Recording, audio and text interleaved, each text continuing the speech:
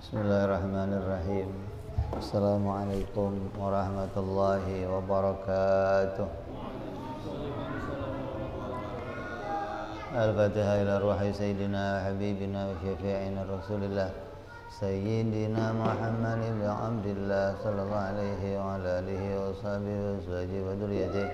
Inna Allah ya'ali darajatihim bil jannah wa yafa'una bi asrarihim wa anwarihim wa ulumihim wa nafahatihim wa barakatihim fid dini wa dunya wal akhirah wa ja'aluna min hisbihim wa yarzuquna mahabbatahum wa yatawaffana ala millatihim wa yahsyurna fi zumratihim bil afiyatin wa salamatin lahumul Fatihah. A'udzu billahi minasy syaithanir rajim. Bismillahirrahmanirrahim. Alhamdulillahi rabbil alamin arrahmanir rahim maliki yaumiddin. Iyyaka na'budu wa iyyaka nasta'in ihdinas siratal mustaqim siratal ladzina an'amta 'alaihim ghairil maghdubi 'alaihim waladdallin. Amin. Bismillahirrahmanirrahim. Nawaitu ta'alluma wa ta'lima wa tadhakkura wa tadhkira wa naf'a wal intifa'a wal ifadata wal istifadata wal hitha ala tamassuki bi kitabillahi wa sunnati rasulillah sallallahu alaihi wasallam wa du'a ilal huda wa dilalata alal khairi ibtigha'a mardhatihi wa qurbihi wa thawabihi wa husnil khatimah ma'al lutfi wal afiyah wa salahil akibah. Bismillahirrahmanirrahim. Alhamdulillahirabbil alamin. Wassalatu wassalamu ala asyrafil anbiya'i wal mursalin Sayyidina wa habibina wa syafi'ina wa maulana Muhammadin sallallahu alaihi wa ala alihi wa sahbihi ajma'in. Amma ba'du, qala musanniful kitab rahimahullah wa nafa'ana bihi wa bi'ulumihi fid darain. Allahumma aftah qulubana futuhal arifin wa bihidmatika wansur alaina birahmatika ya arhamar rahimin. Ila anqal, sampai sifat apa kita? Kemarin irodat. Sekarang masuk ilmu. Wajib Allah bersifat ilmu atau mengetahui.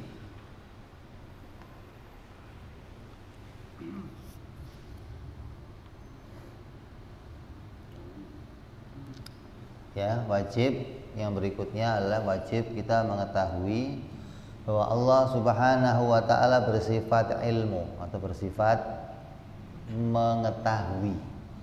Allah mengetahui tentang segala sesuatu yang tidak terbatas dan secara terperinci.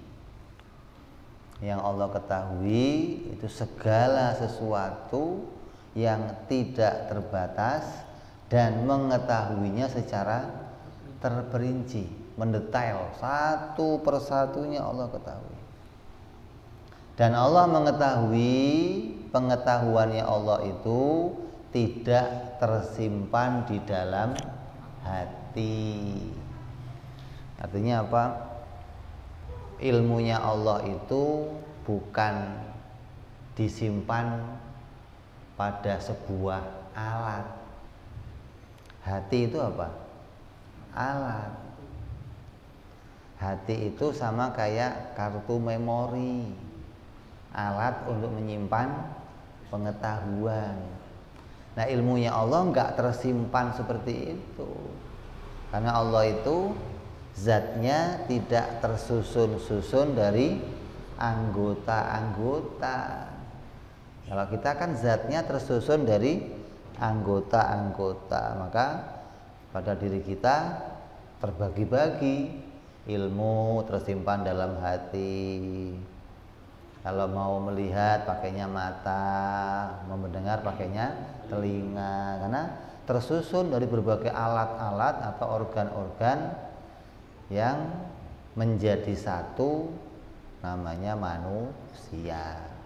Allah nggak demikian, zatnya Allah nggak tersusun-susun dari anggota-anggota, maka ilmunya Allah jangan sampai diyakini ilmunya Allah tersimpan dalam hati. Maka ilmu yang demikian juga pasti ilmu yang terbatas. Ilmu yang tersimpan dalam sebuah alat, ya, memori prosesor pasti ilmunya terbatas. 100 giga, 200 giga, 1000 giga, 1 tera atau 2 tera, tralalalala, pokoknya banyak dah. Tapi tetap pasti ada batasnya. Sedangkan Allah Subhanahu wa taala mengetahui segala sesuatu tanpa batas. Dan pengetahuannya Allah terperinci. Terperinci itu maknanya satu persatu mendetailnya perkara itu diketahui oleh Allah. Tahu tentang rambut, jumlahnya rambut berapa juga tahu. Yang hitam berapa, yang panjang berapa, yang baru numbuh berapa tahu. Bikin pasir, jumlahnya pasir ya tahu. Secara terperinci, yang warna ini sekian, yang warna ini sekian, yang ukuran segini sekian, yang ukuran Allah tahu. Kalau kita kan taunya pasir banyak. Hah? Taunya apa? Banyak. Allah enggak demikian. Allah tahu tentang sesuatu terperinci. Allah tahu tentang hewan di laut. Wah, terperinci. Yang baru lahir berapa, yang udah tua berapa, yang muda, yang hamil berapa, yang mati berapa, yang mau diambil berapa. Enggak cukup itu. Ikan ini nanti kalau diambil akan jadi rezekinya siapa, yang akan makan siapa, semut mana yang kebagian, kucing mana yang kebagian, Allah tahu dengan mendetail. Kalau kamu kan nggak tahu, jangan begitulah. Kamu beli ikan dari pasar bawa ke rumah, kamu nggak tahu ini ikan nanti akan makan siapa aja, kamu nggak tahu. Bayangannya, saya bawa pulang ke rumah nanti keluarga saya makan semua, kan bayangan kamu. Nggak tahu secara detail, ada bagian semut nggak di situ, ada bagiannya kucing nggak di situ, ada bagiannya ayam nggak di situ. Ya. Artinya pengetahuan kita tidak terperinci, gitu loh. Tidak mendetail, tahunya hanya secara garis besar. Kalau saya bawa pulang ikan ya untuk makan di rumah. Saya punya rambut banyak, bintang di langit banyak, gitu doang tahunya. Nggak tahu jumlahnya berapa, ini berapa.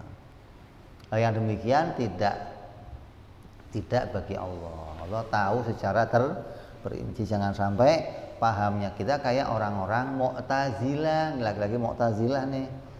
Kenapa? Karena kelompok ini kelompok yang melenceng, kelompok yang keyakinannya keluar dari rel. Maka kita diingatkan terus agar jangan sampai keyakinan kamu melenceng seperti Mu'tazilah, seperti Qadariyah. Maka diingatkan terus dalam tiap kitab-kitab ini. Karena tujuannya kita ngaji ilmu tauhid biar kita selamat dari paham-paham yang keliru, paham-paham yang sesat, paham-paham yang imannya kotor. Kita ingin iman kita bersih, iman kita benar, iman kita diridhoi oleh Allah Subhanahu wa taala, maka ikut prinsip, ikut pedoman, ikut aturannya as-salafun as-salih, yaitu ahlus sunnah wal jamaah. Jadi mereka meyakini Allah itu tahu tapi nggak terperinci loh. Kalau Allah tahu nggak terperinci berarti sama kayak kita dong. Taunya hanya garis besar, taunya hanya secara global. Kayak contoh begini, ketika Mu'tazilah menanyakan berapa lamakah kehidupan manusia di surga? Berapa lama? Terbatas, selama-lamanya. Nah itu yang selama-lamanya itu kamu nanti akan makan apa aja? Hari ini apa, besok apa? Itu Allah tahu nggak? Nggak tahu kata dia. Allah hanya tahu pokoknya kamu akan masuk surga dan tinggal selama-lamanya. Kamu mau makan apa hari ini, tahun depan makan apa, Allah nggak tahu. Kenapa? Karena itu kan nggak terbatas. Jadi sesuatu yang nggak terbatas, Allah yang nggak tahu juga, gitu loh. Jadi Allah tahu yang terbatas aja. Itu pahamnya orang-orang Mu'tazilah. Hati-hati nih. Jadi ada sesuatu kejadian yang terjadi, tapi Allah nggak tahu, kan aneh. Ada kejadian terjadi tapi Allah nggak tahu, kan aneh. Itu pahami Mu'tazilah begitu. Nah itu seperti nanti orang itu akan masuk surga atau masuk neraka, Allah tahu nggak? Ya nggak tahu juga. Ini Qadariyah, hati-hati nih. Kenapa? Karena amal ibadahnya hamba itu yang menciptakan hamba itu sendiri. Itu Qadariyah itu. Amal ibadah hamba yang bikin siapa? Hamba itu sendiri. Kalau yang bikin hamba itu sendiri berarti Allah tahu nggak? Ya nggak tahu. Tahu dari mana Allah? Oh, bukan Allah yang bikin. Saya nanti belum melakukan apa-apa, nanti besok lusa saya belum kerjain apa-apa. Allah tahu nggak apa yang saya mau kerjakan? Ya nggak tahu. Kalau kerja itu dari saya, gitu loh. Karena kerjanya hamba itu dari Allah, maka Allah tahu. Besok mau dibikin apa si fulan, besok mau dibikin apa si fulan, besok akan jadi apa si fulan. Allah tahu. Kenapa? Karena yang bikin Allah. Wallahu khalaqakum wa ma ta'malun. Allah yang menciptakan kamu dan menciptakan perbuatan kamu. Berarti kamu besok mau apa, lusa mau apa, tahun depan mau apa, Allah tahu nggak? Tahu. Kenapa? Karena Allah yang menciptakan perbuatan itu, gitu loh. Masa yang bikin nggak tahu, gitu loh. Itu akidah Ahlus Sunnah wal. Nah kalau Qadariyah enggak. Allah nggak tahu yang apa yang akan terjadi besok pada diri saya. Kenapa? Karena yang besok itu kan saya yang ngerjain. Sayanya belum, jadi mana tahu. Kalaupun tahu namanya apa? Perkiraan. Ada perkiraan. Perakiraan cuaca. Jakarta akan hujan. Perakiraan tsunami. Perakiraan. Kan perakiraan itu dugaan, bukan kepastian. Nah, kalau ilmunya Allah dipahami demikian, berarti ada sesuatu yang terjadi tapi tidak diketahui oleh Allah. Makanya Qadariyah dan Ahlus Sunnah itu jauh perbedaannya. Ahlus Sunnah meyakini amal perbuatan saya itu yang menimbulkan Allah. Qadariyah memahami amal perbuatan kita timbul dari diri kita sendiri.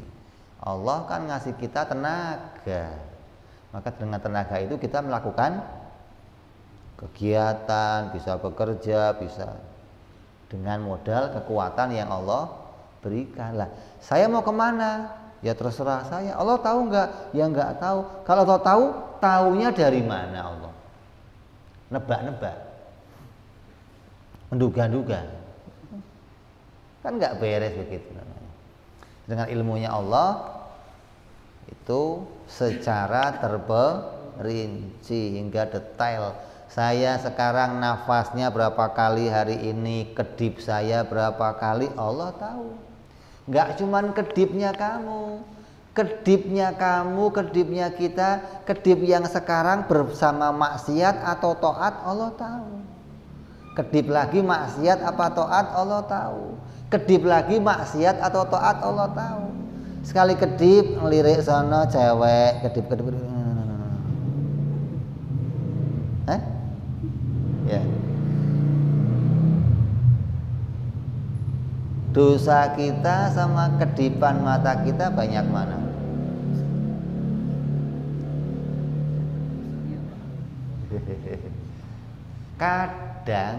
Kadang belum berkedip sudah nambah dosanya, apalagi udah terkedip.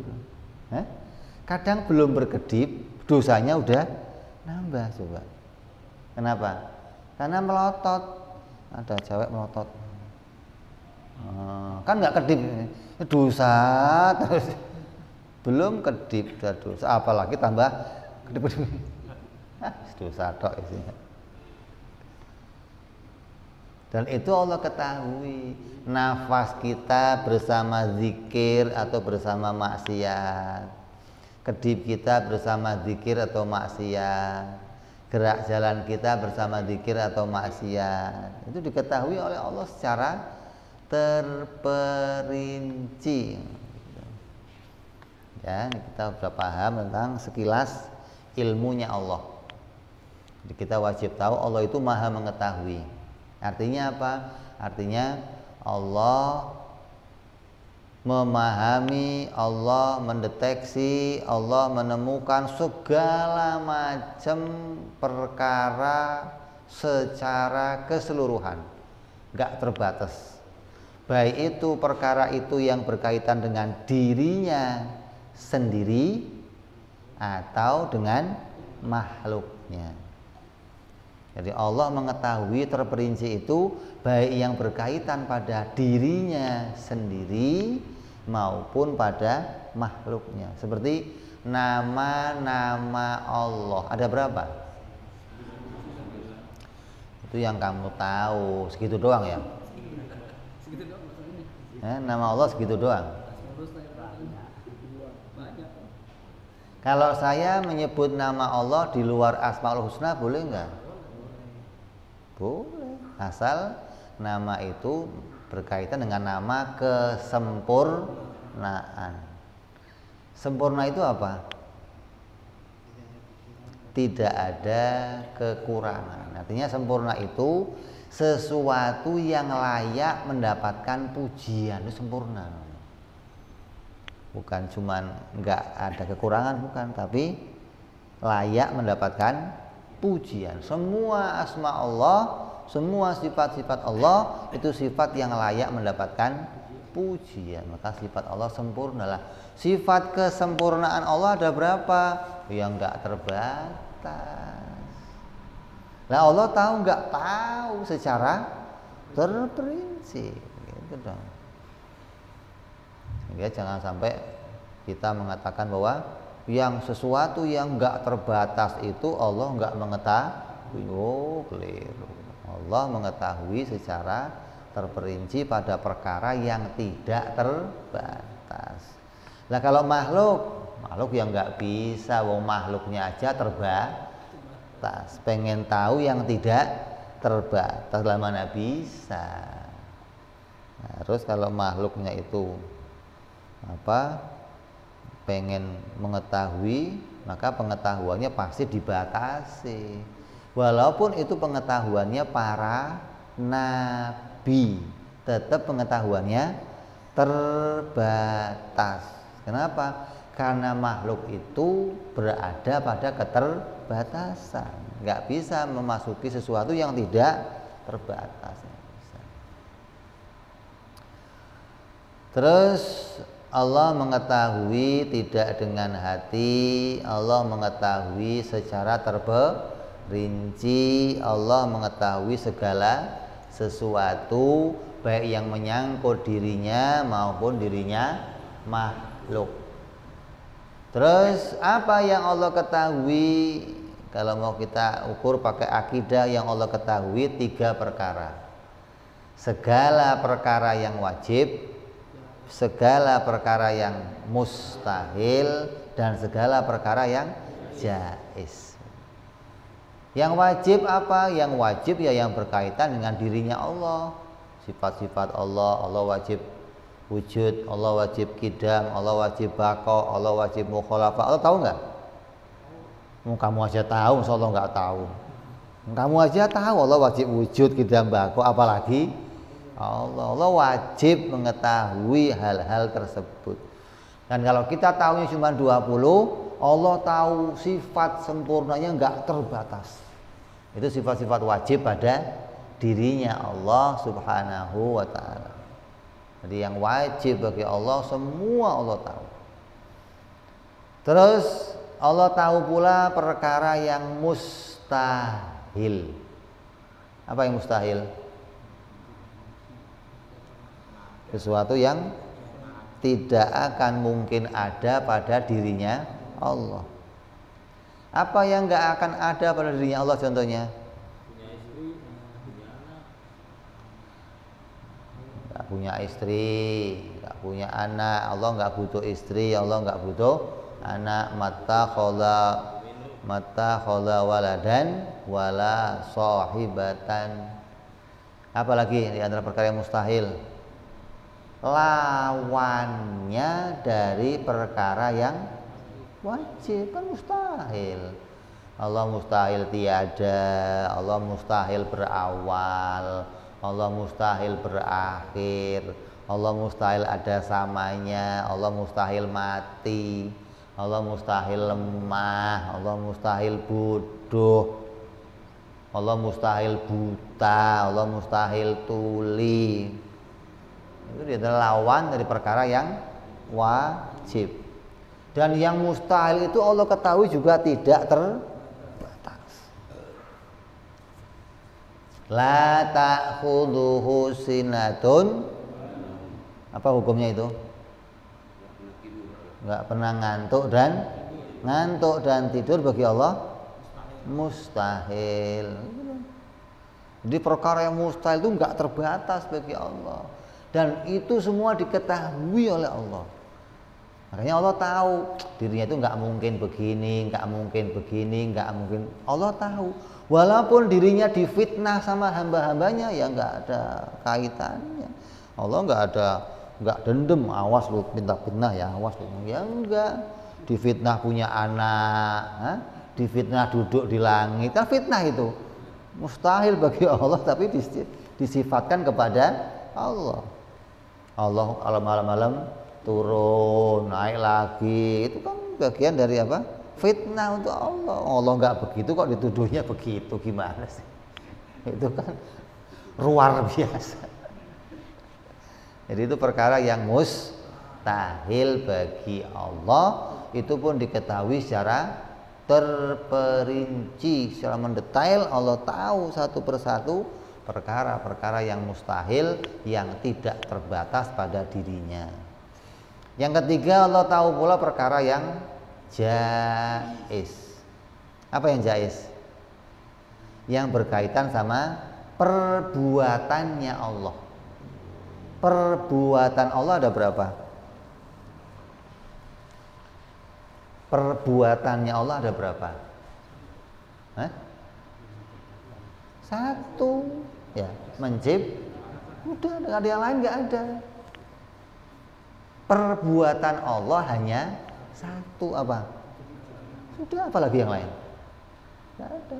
Kalau perbuatan kita banyak, duduk, nungging, jengking, melumah, lari, berbaring, makan, minum, ngising, segala kamu kerjaannya.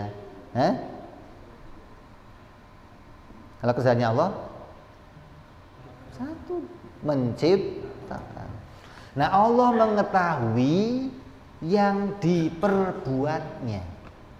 Untuk seluruh keadaan yang diciptakan Allah, Allah mengetahuinya. Seluruh keadaannya makhluk diketahui oleh Allah. Kenapa? Kalau dia yang bikin, masa nggak tahu gimana sih? Kalau kamu malah nggak tahu, coba ini kamu bikin rumah ya, iya. Batanya berapa ya? 2 truk, enggak, berapa biji? Oh nggak tahu saya. Apa berapa biji? Yang pecah berapa? Yang utuh berapa? Kalau boro-boro kamu tahu. Kamu lagi makan ya, makan apa nasi? Yang masuk berapa nasi itu? Sepiring tahunya. Kalau beli di Pak Haji aja nasi nggak dihitung. Iyalah, masa nasi dihitung, ya ribet lah. Dihitung nggak Pak?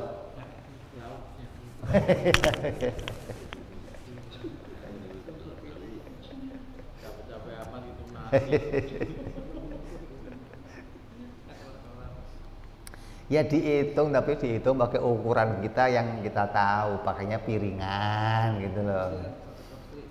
Porsian gitu loh. Kita tahu panas.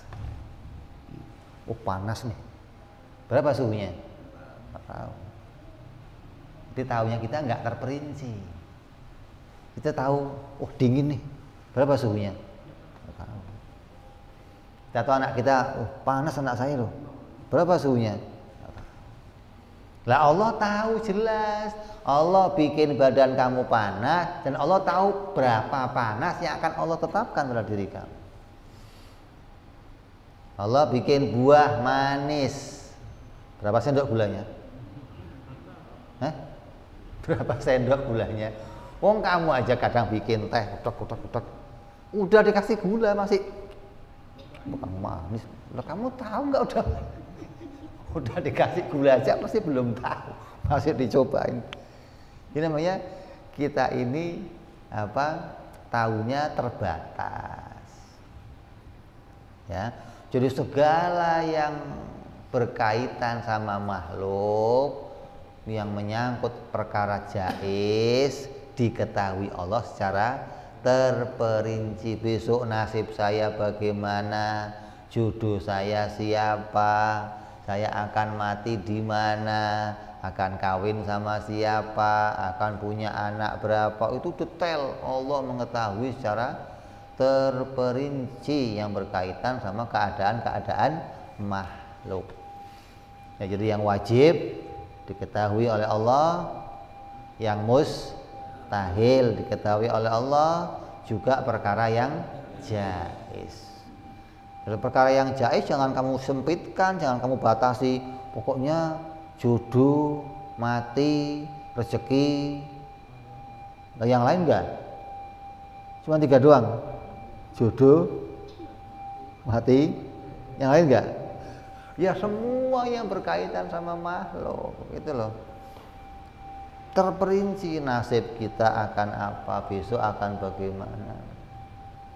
Dan yang diketahui oleh Allah itu pasti yang terbaik. Yang Allah ketahui, yang Allah pilihkan untuk kita, Allah memilihkan untuk kita nasib, ya kan? Kamu akan nasibnya begini, akan jadi pegawai, akan kerja di tempat ini, akan kawin sama si Anu, akan ngontrak rumah di ini, akan beli rumah di sini, punya anak sekian, tuanya begini. Itu yang dipilihkan oleh Allah untuk kita pasti yang terbaik. Kadang kitanya aja yang ngeyel, nggak terima dikasih ini, pengen pindah yang itu, nggak terima itu, pengen pindah yang ini. Kadang kita yang ngeyel. Kadang kita menganggap pilihan kita lebih baik dari pilihan Allah.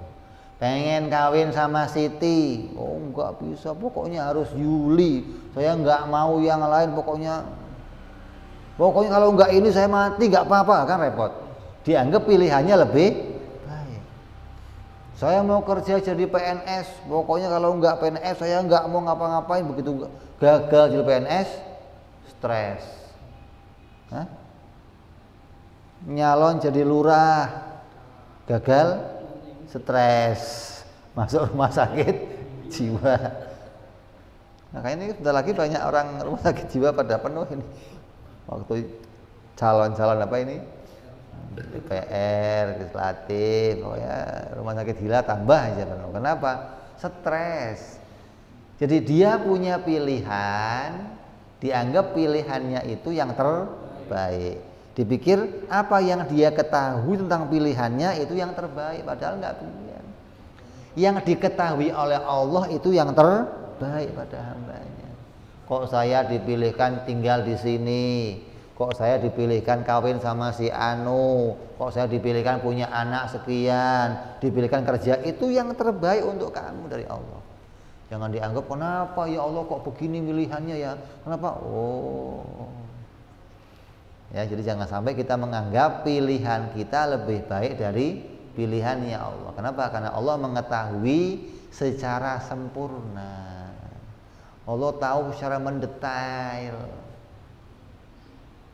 Makanya diantara ini yang wajib kita ketahui. Terus pengetahuannya Allah tidak didahului tidak tahu. Kalau pengetahuan kita didahului tidak tahu, terus nyari tahu. Nah Allah nggak demikian. Allah tahu kita akan duduk di sini ngaji mulai kapan.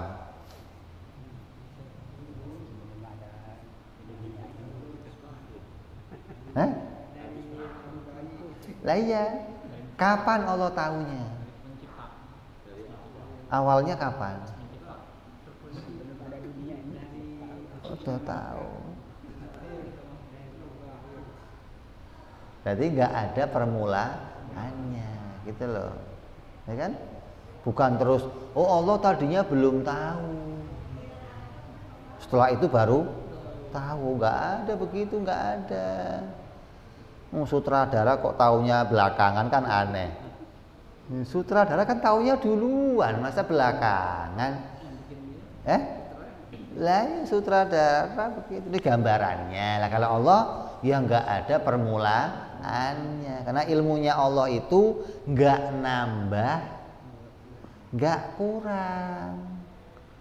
Ilmunya Allah itu sempurna, sudah begitu, nggak nambah lagi, nggak kurang. Maknanya sudah nggak ada lagi yang bisa ditambah untuk diketahui, nggak ada. Yang menyangkut pada dirinya, yang wajib semua Allah tahu, nggak nambah lagi. Mau tubuhnya, dirinya Allah itu nggak bertambah, nggak berkembang, nggak. Hingga pengetahuannya nggak bertambah lagi. Yang mustahil Allah ketahui ya nggak bertambah lagi.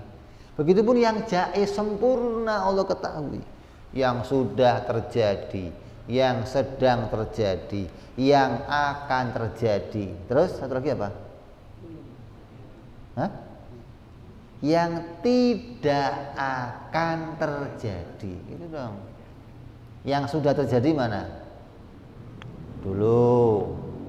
Yang sedang terjadi mana? Sekarang. Yang akan terjadi mana? Besok. Dan yang tidak akan Allah tahu terperinci. Ya, pengetahuannya Allah tidak didahului tidak tahu. Enggak didahului bodoh dulu baru tahu. Kalau Allah didahului bodoh dulu baru tahu, berarti ilmunya batas, ilmunya baru. Allah baru tahu, gitu loh. Maka kita nggak boleh meyakini Allah demikian. Kayak kamu doa, oh Allah baru tahu loh. Oh ternyata kamu pengennya itu. Allah baru tahu, aneh namanya, Tuhan baru tahu. Saya dari dulu nggak tahu. Begitu kamu doa baru tahu. Oh ternyata kamu pengennya itu, kan aneh begitu. Jadi doa kamu itu harus bukan untuk ngasih tahu Allah, bukan. Doa itu bukan untuk ngasih tahu Allah. Allah Maha mengetahui, kok kamu kasih tahu, kan aneh. Terus kamu doa ngapain? Ya perintahnya Allah, menyatakan kelemahan diri kita, menyatakan ketidakmampuan diri kita, menyatakan bahwa yang mampu menolong hanya Engkau ya Allah. Enggak, itu pernyataan-pernyataan yang kita buat dalam doa kita. Bukan ya Allah, token listrik udah bunyi ya Allah. Tahu. Udah kasih tahu, udah tahu. Kira Allah nggak tahu token listrik udah bunyi. Tetangga kamu aja tahu kok Allah nggak tahu gimana. Tetangga kamu tahu tit. Kesian sebelah belum beli token. Paling kesian dong tetangga kamu. Paling kesian dong. Pernah nggak kamu tokennya bunyi tit, tetangga ngasih Pak pulsanya Pak, pernah? Paling dengerin doang, kesian sebelah belum beli pulsa, paling begitu doang. Allah mengetahui, jangan kamu anggap kalau kamu berdoa itu mau ngasih tahu Allah, enggak, jangan begitu. Jadi kita doa itu bukan untuk ngasih tahu Allah, karena Allah Maha mengetahui. Jadi kesusahan kita, kesempitan kita, yang kita rasakan, kita mendapat kepahitan, itu diketahui Allah seluruhnya. Makanya kan aneh kalau ada orang kadang curhat sama orang lain, ngadu sama orang lain. Nasib gua mah belangsak bener, udah kerja dipecat, kontrakan habis, bini kabur. Terus nasibnya apa banget, udah nggak ada yang bisa diambil untungnya, udah mau ngomong apa ente? Duh, hapus. Terus curhat sama orang, gimana? Kok gimana? Allah. Harus kita yakini itu sesuatu yang dipilihkan oleh Allah. Dan yang dipilihkan oleh Allah pasti membawa kebaikan. Jangan dianggap yang dipilihkan Allah nggak baik. Oh, keliru. Banyak kita nggak sadar ini. Ada suatu kampung di Hadramut dulu di Yaman. Di Yaman itu banyak kampung-kampung kan rumahnya jauh-jauh. Di kampung lagi nanti 500 kilo baru kampung, atau 50 kilo baru kampung lagi. Satu kampung juga itu rumahnya enggak dempet-dempet, enggak, sini, sono. Karena belinya tanah pakainya batu. Sono. Kalau kamu kan meteran pakainya jengkal kan. 2 meter aja senang banget, 2 kali 1. Alhamdulillah Beb, punya rumah 2 kali 1 saya Beb. Dulu nggak ada orang punya, dulu beliin tanah pakainya batu lempar. Oh ya, tanah kamu dari sono tuh, kasih pagar. Nanti punya rumah lagi sebelahnya lagi jauh. Lah mereka peternak rata-rata, ada ternak kambing, ada ternak yang lain domba. Nanti bulunya diambil, dijual, dipintal, susunya diambil. Nah yang jaga kambingnya siapa? Anjing. Jadi mereka rata-rata punya anjing. Suatu hari anjingnya mati. Begitu anjingnya mati, anaknya lapor sama bapaknya, Pak, anjing mati Pak, repot kita nih Pak. Ini yang mau ngurus kambing siapa? Yang mau gembalain ke padang siapa? Yang mau ngawal siapa?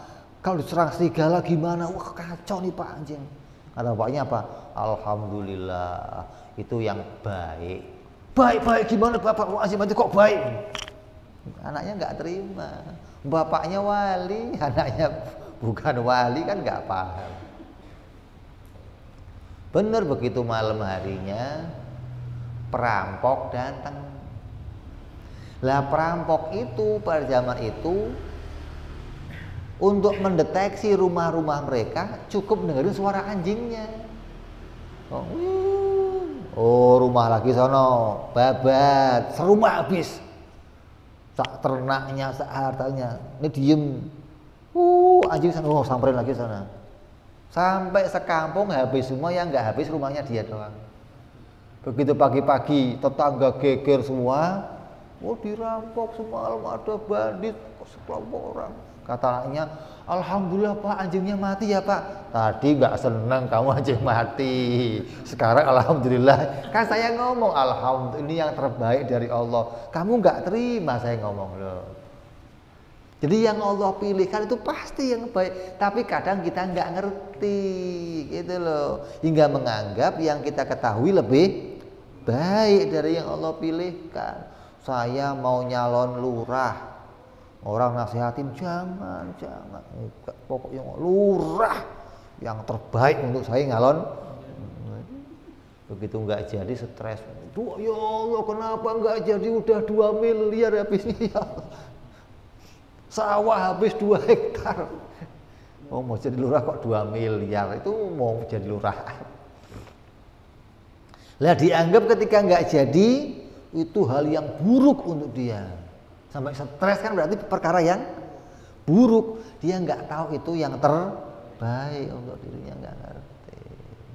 Jadi kita harus menerima apapun jalan pilihan yang Allah tentukan selagi hal itu masih di dalam koridor syar'i, selagi masih dalam koridor perintahnya Allah, keridhaan Allah, ya nggak usah protes karena kita akan terima. Kenapa? Di balik kejadian itu semua pasti ada hikmahnya, dan hikmah itu ada yang diberitakan kepada kita, ada yang tidak diberitakan kepada kita. Jadi kadang kita itu ngerti hikmah sesuatu, kadang nggak ngerti. Ya, jadi yang Allah ketahui berapa? 3 perkara. Yang wajib Allah ketahui, yang mustahil Allah ketahui, dan yang jaiz Allah ketahui.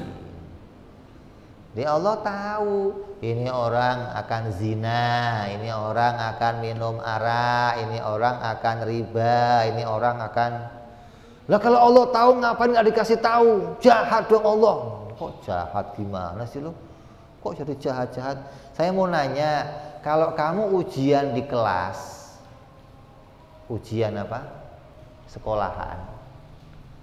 Yang ngasih soal siapa? Guru.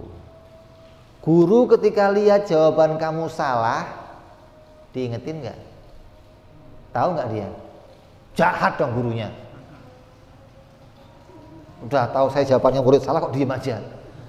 Kalau dikasih tahu bukan ujian, goblok namanya, begitu.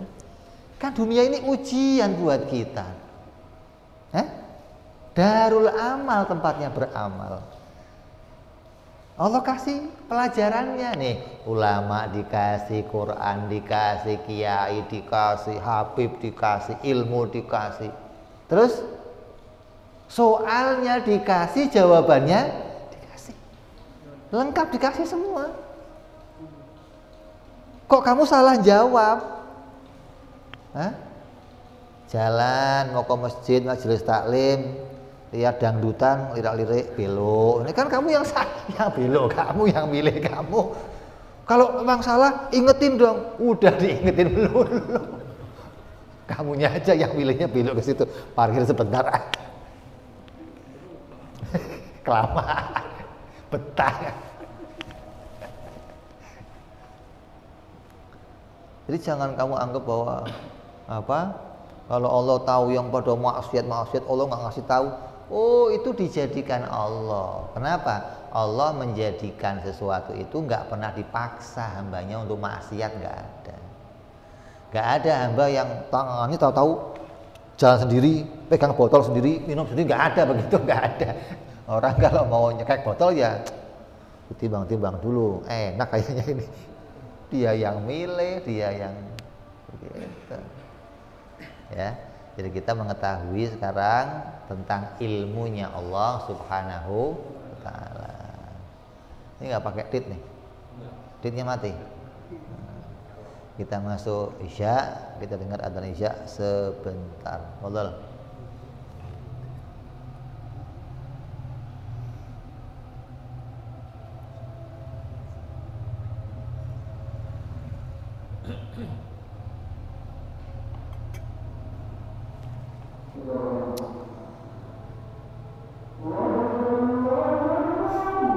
Allahu Akbar.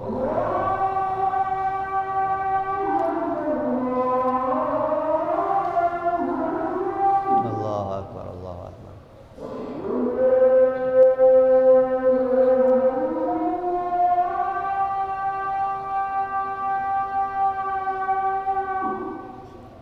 La ilaha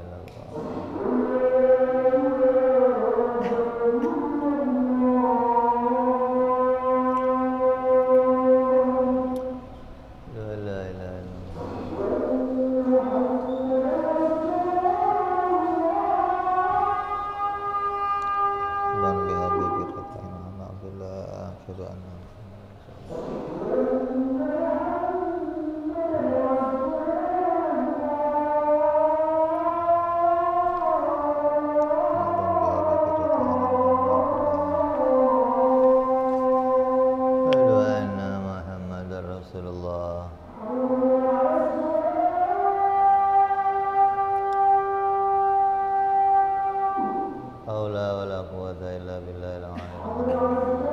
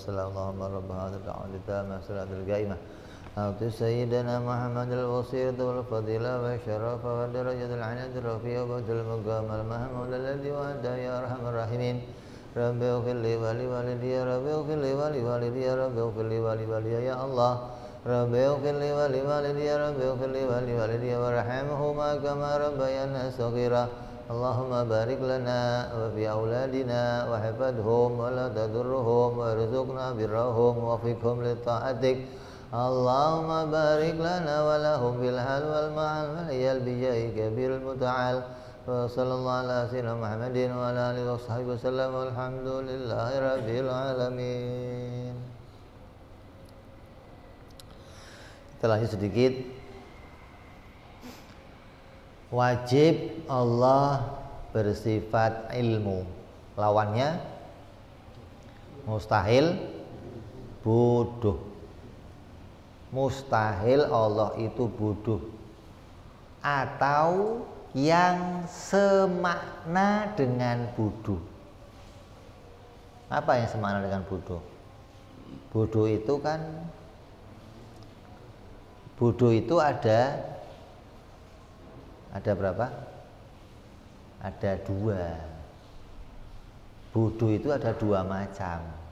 Ada bodoh yang asli, bodoh basit namanya. Yang kedua ada bodoh yang murakkab, bodoh yang double, bodohnya bertingkat. Bodoh kuadrat. Bodohnya tersusun, bodoh, do lah, bodohnya pakai echo. Bodoh yang asli gimana? Bodoh yang asli itu ya betul-betul nggak tahu tentang sesuatu. Ditanya, itu di atas langit ada apa? Tahu. Memang nggak tahu, itu bodoh asli namanya. Di bawah bumi ini ada apa? Tahu. Memang nggak tahu. Itu bodoh asli namanya. Tapi dia tahu kalau dirinya itu bodoh. Jadi ditanya sesuatu nggak tahu, tapi dia sadar dirinya bodoh. Berarti dia masih punya bodoh berapa? Satu kebodohan. Tidak tahu tentang sesuatu. Atasnya langit apa? Nggak tahu. Bawahnya bumi apa? Nggak tahu. Itu di bawah, di dalam mobil ada apa? Nggak tahu. Itu nggak tahu. Itu asli namanya orang nggak tahu. Ada lagi bodoh yang kedua namanya juhul murakkab, bodoh yang tersusun. Apa itu? Orang-orang yang sok tahu. Di atas langit ada apa? Wow, macam-macam. Saya pernah lihat aja macam-macam. Sok tahu maksudnya. Oh, ada ini, ada. Di bawah bumi ada. Wah, ada. Yang dijawab itu salah semua, begitu loh. Berarti kan bodoh kan? Nggak tahu isinya langit, tapi ngakunya tahu. Bodoh yang pertama. Yang kedua, dia nggak tahu kalau dirinya bodoh. Itu double bodoh namanya. Bodohnya bertingkat namanya, bersusun bodohnya. Udah bodoh, nggak tahu tentang sesuatu, bodoh pula tentang dirinya itu nggak tahu. Nah kalau kamu bodoh ya cukup sekali bodohnya, jangan double dong. Bodoh aja pakai disusun, ya Allah. Hah? Bodoh yang tersusun ya itu tadi orang-orang yang sok tahu. Kayak siapa contohnya? Orang-orang yang mengajarkan sesuatu yang salah. Orang apa? Di luar pengetahuannya, di luar agama Islam, mengajarkan Tuhan itu di langit, mengajarkan Tuhan di nirwana, Tuhan itu bersosok, Tuhan beranak, Tuhan itu sudah bodoh, diajarkan ke orang lagi. Aduh. Ya, dia nggak tahu kalau dirinya bodoh, ngajar ke orang lagi, repot ini. Ini udah bodohnya udah bertingkat-tingkat. Jadi mustahil Allah itu bodoh. Baik bodoh yang asli yang mustahil, Allah nggak tahu sesuatu, atau Allah salah tahu. Mungkin Fir'aun itu kan, saya pengennya Islam, kok tahu-tahu kafir gimana sih, begitu.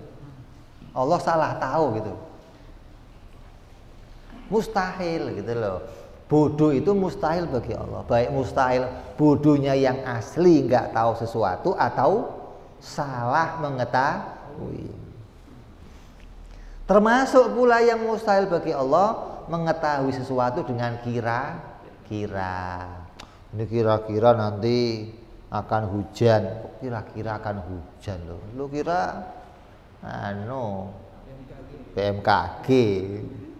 Ini kira-kira akan masuk neraka nanti. Ini kira-kira akan masuk. Ini kira-kira nanti kalau gede nih anaknya 7 kira-kira. Kok kira-kira gimana? Nggak jelas banget ilmu kok kira-kira. Kalau untuk kita kira-kira masih jadi ilmu. Tapi bagi Allah mustahil ilmunya kira-kira. Contoh, kamu tahu nggak kalau arah ke sana itu kiblat? Tahu? Pasti. Pasti. Taunya bagaimana? Menduga dengan kompas, dengan lihat masjid lain. Nah Allah mustahil begitu ilmunya. Kira-kira, dzon, syak, wahmun, taklid. Terus ilmunya pakai mikir dulu, ilmunya pakai uji coba dulu. Allah bikin apel manis, cobain dulu, ini manisnya udah pas. Ya repot lah mau nyobain manis apel sedunia kan repot. Mau bikin orang panas, panasnya cobain dulu. Oh panasan kayak.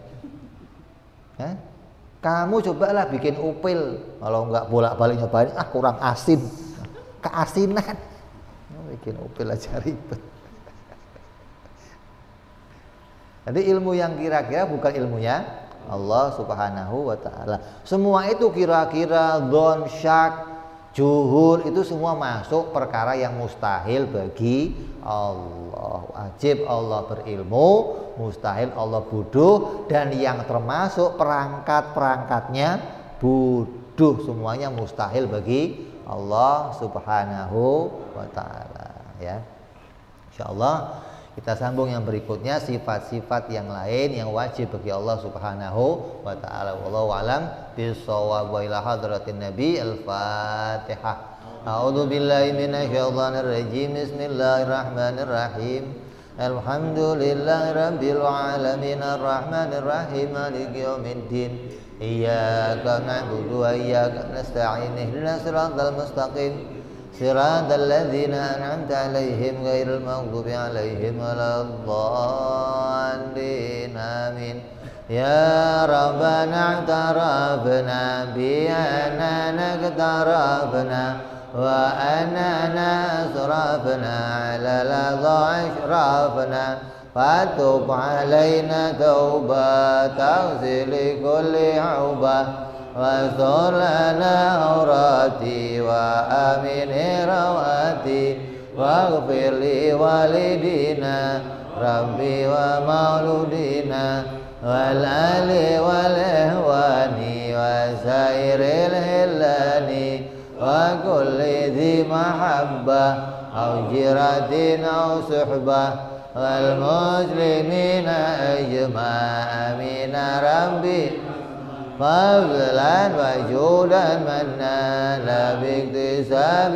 منا بالمصطفى رسولنا بكل سولي صلى وسلم ربي عليه عند الحب وآله وصحبه عدد تحصي صحبي والحمد للإله بالبدء والتناهي سبحان ربك رب العزة عما يصفون سلام على المرسلين والحمد لله رب العالمين. Assalamualaikum warahmatullahi wabarakatuh.